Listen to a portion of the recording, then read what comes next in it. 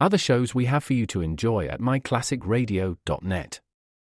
The Avengers was most certainly not a household name in South Africa prior to the radio series. With no national television service until 1976, the mechanism simply was not present in the country to show television programs to mass audiences. While many other countries reveled in the filmed adventures of John Steed and company, South Africa was not equipped to join in the fun. The series took Britain by storm and made a major impression in the American markets, being that greatest of rarities, a British series given a network transmission slot. However, as a filmed series, rather than a videotaped one, The Avengers was able to gain a modicum of exposure in South Africa through film rentals. Come and listen at myclassicradio.net. Your Coca-Cola bottler presents Claudia, based on the famous play and novels by Rose Franken. Brought to you transcribed Monday through Friday by your friendly neighbor who bottles Coca-Cola. Relax, and while you're listening, refresh yourself. Have a Coke. And now, Claudia. Whew. David, hey, wait, don't walk so fast. I left my breath behind. Well, here we are now. Oh. And this, darling, is the site for the new schoolhouse. Well, now this is what I call a beautiful view. Is that what you call it? Standing right here and looking out. Couldn't you use this for a view? Well, I happen to be building a schoolhouse, not a country estate. Well, I don't see why a schoolhouse shouldn't have a beautiful view. A beautiful view from where? David, don't ask silly questions. You are telling me not to ask silly questions? The beautiful view is from the windows, of course. Oh. Where do you think a beautiful view is I have from? no idea. Dope. I would have as many as possible. What, views? Windows. Oh, windows. Oh. And then I think you should have... Darling, you don't mind my giving advice about the schoolhouse, do you? Oh, no, but, you know, Claudia, sometimes I have a sneaking suspicion that you have never been in a schoolhouse. Well, what would I have done in a schoolhouse? Played hooky, probably. Anyway, David, make it a beautiful schoolhouse. Give it a view. Give it a view. Just look at the slope of the hills out there. Now, why shouldn't it be built to face that way? There's no reason, my love, except that that's exactly the way that I planned it. I knew a man with your soul would see it my way. You did? Sure. You weren't even hard to convince. I wasn't. Oh, darling, this is going to be the loveliest schoolhouse. I don't think I'd even mind going to school here myself much. You'd mind going to school in Buckingham Palace? Well, I'd hate anything in Buckingham Palace. You know, the main trouble with school, David, is that when the weather is nice, there are better things to do. You're going to be a fine influence on our son. I will be sympathetic, but nothing else. I don't intend to forget my childhood. Forget it. What I'm worrying about is that you're ever going to get out of it. You say the sweetest things, Papa. Wish George Reynolds would get here. He said he'd meet me I. here at 9:30. I want to catch that 11 o'clock train to New York. Trouble with you, my good man, is that there should be two of you. Two of them. One to design this school, build it in Eastbrook, the other to carry on your other business in New York. David, you cannot go on cutting yourself into two parts like this. There'll be plenty left for you, so stop worrying. Well, I hate to see you working so hard. Well, I like it. Well, just because you like something, don't get a stomachache. You look tired. Yes, Mama. Anything else, Mama? Yes, Papa. Is this going to be a red brick schoolhouse? Could be. Well, I'll certainly be proud sending our children to the school that their own father built. Won't you? Wait till you see it. I don't have to see it. I'll be proud. Oh, yeah. I know. Mm-hmm. I wonder what it would be like to be married to a man who isn't an architect. Well, probably the only difference would be that your children wouldn't go to a school that their father built. No. There'd be lots of differences. Ooh. Say, if you're cold, why don't you go home? It's your idea to come, remember? No, I'm not mine. cold. I don't want to go home. My idea to come was an excellent one. Yes, but you just shivered. Well, I was just thinking of all the other men in the world I'm glad I'm not married to. Well, you ought to tell them. They'll be flattered. I guess I'm a sort of a one-track woman who only wants to be married to the father of my child. Now, that is very sweet. I wish that George Reynolds would get here. You're always changing the subject, David. We're wondering why George Reynolds isn't here is a much better subject for talking about on the street than all of the other men that you haven't married. Not half as interesting, darling. But if you insist, go on, tell me more about the schoolhouse. I didn't insist. Well, you've hardly talked to me about it at all. We've talked about it continuously for the last 3 months. Yes, you and Roger. You and George Reynolds, you and your blueprints. Not you and I, darling. So come on, start talking. All right, now just exactly what is it that you want to know? I want to know what kind of a schoolhouse it's going to be. You're the authority. Not I. The only authority on a schoolhouse are the people who use it. School teachers, you mean? No, I think school children. Oh. I wonder why I hadn't thought of that before. David, stop standing around rubbing your chin. Tell me what it is you hadn't thought of before. My chin, I'll I rub it thought you before. always thought of everything before. Why not ask a child just exactly what kind of a school he'd like to go to? Well, it's too late, isn't it? I mean, aren't you finished with your blueprints and plans? I don't suppose I'd have to change anything radically, but hey, come on. While we're waiting for George Reynolds, let's find that kid that I saw down the street and ask David, him. now listen, maybe you better not. Why not? Well, your plans are so nice and pretty. Your blueprints are so blue.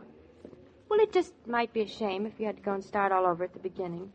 You mean that you don't think that any school building that I would design would suit a kid? No, I didn't say that. You not only said it, you're thinking it. It's not what I'm thinking. I do think it's too late to think anything. Rubbish. All right. Rubbish if you like, but Hello there. louder, David. Hush up. Louder. He won't hear you. Am I not even allowed to shout the way I please anymore? Poor man. Poor Shout man. any way you please. Only shout louder. Hello there. You calling me, mister? You busy just now? Just fixing my bike. Oh, stay where you are. I'll come over to you. I'd like to ask you a few things, if you don't mind. What kind of things? Well, the first thing you better ask him is why he's here fixing his bicycle instead of being in school. Seems to me it is 9:30 of a Tuesday morning. Well, hello there, son. My name's David Norton. Hi. All right.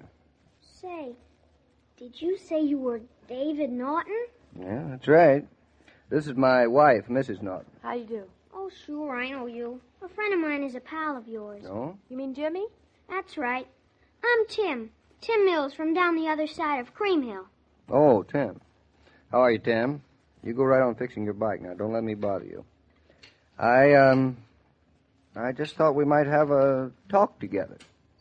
What kind of a talk? Well, it happens I'm designing a new schoolhouse. Oh, yeah. I heard something about that.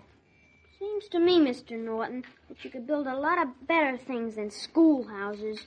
I don't mean to be nosy, Tim, but shouldn't you be in school now? Oh, me? I'm quarantined. You're quarantined. I had the mumps. Quarantine is off tomorrow. Oh, I feel see. fine, though.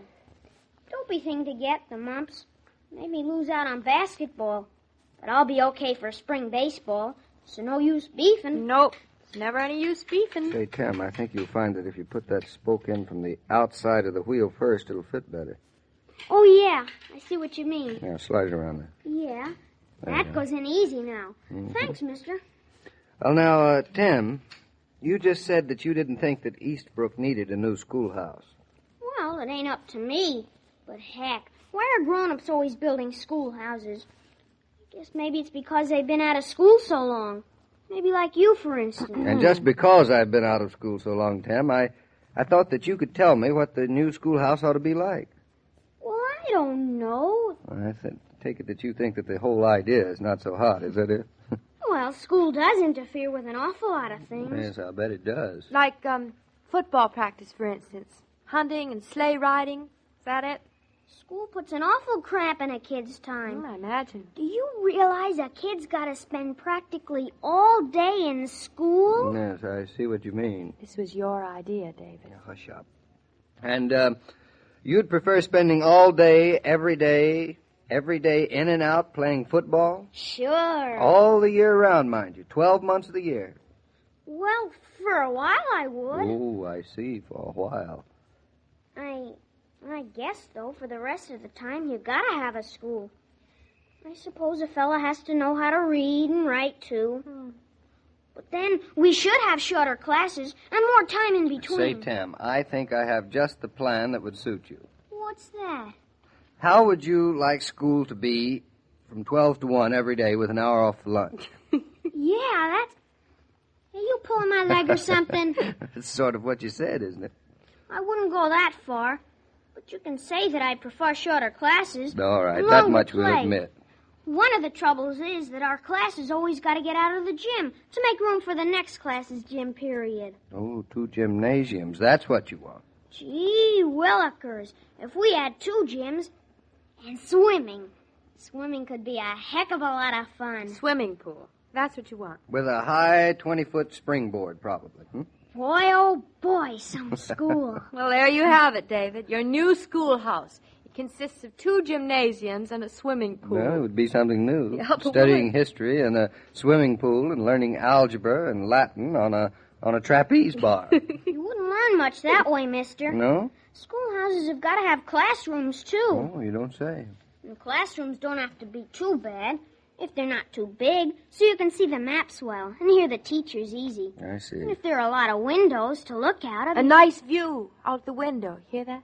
Yeah, something cheerful, so that when you're locked inside, you don't feel as if the world isn't going to be there when you get out. A school with a view. Sure is a shame a kid's got to go to school. Well, as George Bernard Shaw once said, it's a pity that youth is wasted on the young. Yes, Tim, I couldn't agree with you more. It is a shame, but what are we going to do about it, you and I? I don't know what we can do, mister. I've been asked to build a schoolhouse, and you're going to be asked to go there. I guess we'll have to do what we're asked to do. Oh, it's not so bad, I guess. Well, just the other day I was wondering what I'd do if I didn't have school. Guess I'd have to help Mom around the house a lot, running errands for her and do chores for Pop. Well, school is an improvement over that, believe you me. Oh, you think so, huh? We got a swell bunch of guys, and some of the stuff we learn ain't so bad. It isn't? I guess, mister, when you stop to think about it, it could be a lot worse. I don't see why it should be so bad. Well, Tim, the school that isn't so bad, that will be the kind of school we'll try to give David, you. look, there's George Reynolds coming down the street. Oh, yeah, so. Well, thanks for the talk and your advice, Tim. Don't mention it, mister. Say, you know something? What's that? I kind of think the school you'll build will be swell. And if you see Jimmy, tell him I'll be back with the guys tomorrow. All right. I'll see you, you, Tim. mister. Right. Bye-bye. You know something else, David? I think the school you're building will be swell, too, mister. Oh, you do, eh? Yep, more than ever.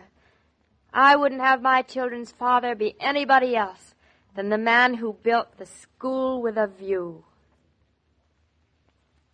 All of us do our share of waiting around. In shops we wait, in lobbies, waiting for service, or waiting for friends.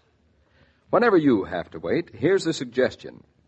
Look around for one of those friendly red coolers. Slip a nickel in the slot.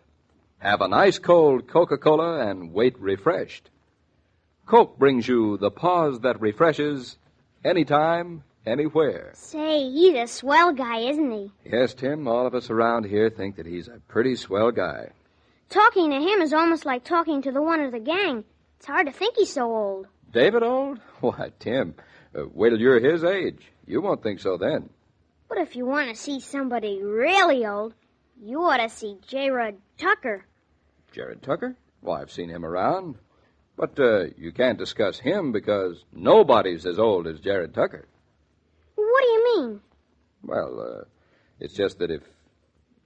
well, it's hard to say what I mean, but in spite of what I say, I don't think anybody is as young as Jared Tucker is either. I still don't know what you mean. Well, you got me kind of balled up here, Tim, but I mean that there's a great sympathy between the very old and the very young. Why, it might just be that Jared Tucker at 86 and David's baby son at 7 months would hit it off perfectly. Aw, go on. Well, come around tomorrow when Jared Tucker babysits for the Naughtons and see for yourself. Every day, Monday through Friday, Claudia comes to you transcribed with the best wishes of your friendly neighbor who bottles Coca-Cola. So listen again tomorrow at the same time.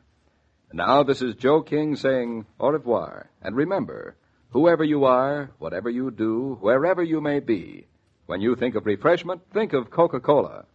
For Coca-Cola makes any pause the pause that refreshes. And ice-cold Coca-Cola is everywhere. This broadcast of Claudia was supervised and directed by William Brown Maloney. And now here's a word from your friendly neighbor who bottles Coca-Cola.